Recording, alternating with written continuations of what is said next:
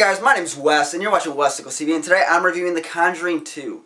The Conjuring 2 is a 2016 horror film starring Vera Farmiga, Patrick Wilson, Francis O'Connor, and Madison Wolfe. It is written and directed by James Wan, who also wrote and directed the original Conjuring back in 2013.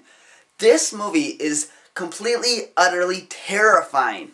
I have not been as scared as I was in this movie for a very, very long time. I jumped. I shouted out loud in fear, which is something I very, very rarely do. I'll move around, I'll wiggle, I'll talk a little bit to myself at home when I'm watching a movie by myself. But with other people around, I normally got that stuff on lockdown. I'm holding that stuff in, and I just couldn't in this movie. There was a second where I almost walked out to collect myself and just calm myself down because I was just freaked out.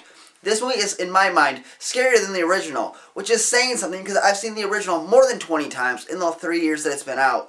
And I'm scared every time I watch it. I absolutely love that movie. It's one of my favorite movies of the last 15 years.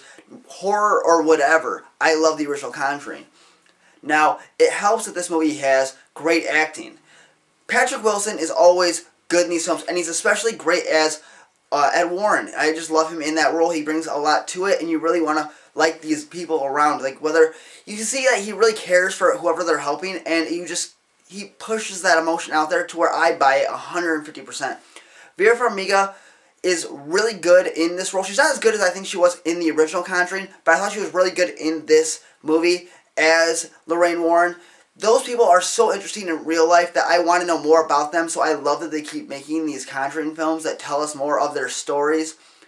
Madison Wolfe, who plays the little girl who is possessed in this film, is completely, potentially going to be a star one day. I thought she was really, really good. And James Wan just has a really good ability of finding these diamonds in the rough as far as child actors go.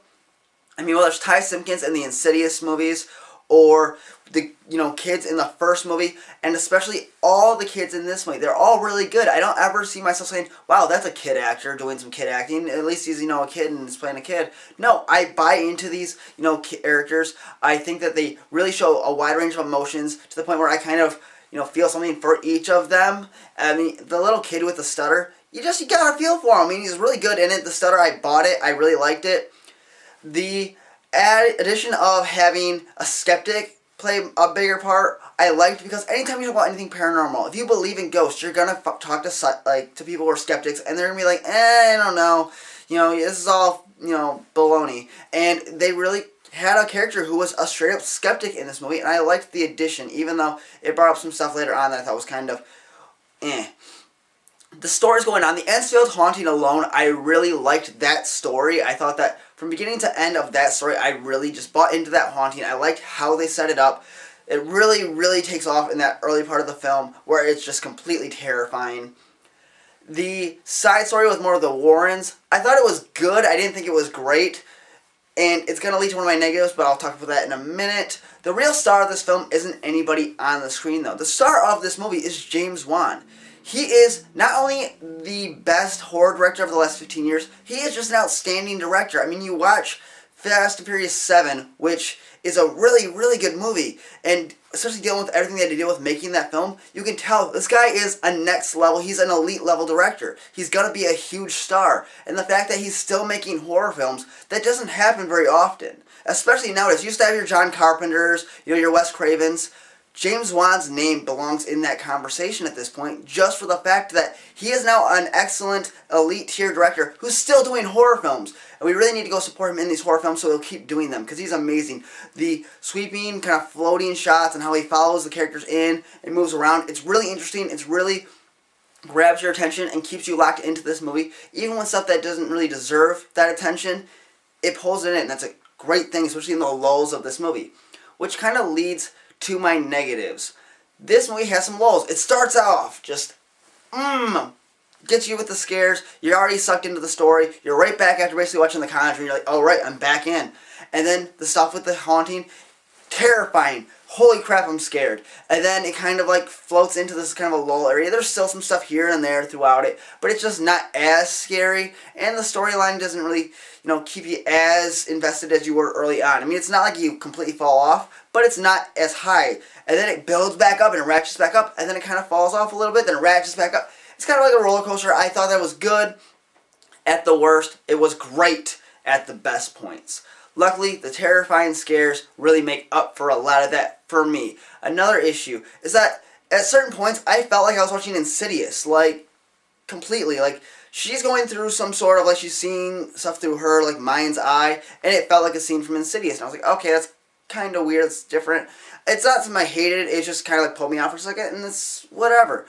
And the movie was just too long. The movie's about 2 hours and 13 minutes. I think it should have been about 150 to 2 hours tops. So, I think they put too many things just on the table here they had to tie up. And then once it got to the climax, it ended really quick. It's like, oh, we've had all this stuff built up to here, and then there's the ending. So that's a negative that really just kind of was like, okay. And then you get up and leave. The credits are pretty cool, though, for the first part of the credits. So I will give it that. Overall, though, this movie is absolutely terrifying. It's scarier than the first, but it's not as good of a film as the first film. And so, I would probably have given the first film like a 9 out of 10 almost, you know, a 9-ish in the points. So really high rating. This movie, I'm going to give just above in that 8 range. So, 7.9 to like an 8.2 range, just because it is so scary. And if you are a horror fan, you need to go see this in the theater and watch all these people who think they know horror watch this movie and just be mind-blowingly terrified and like crying or something, because it's freaky. But that is just my opinion. I want to know yours. What did you think about it? Let me know in the comment section down below. And while you're down there, click the like button right over here. Click subscribe right over here to get more reviews from me, Wes, on Wes Nichols TV.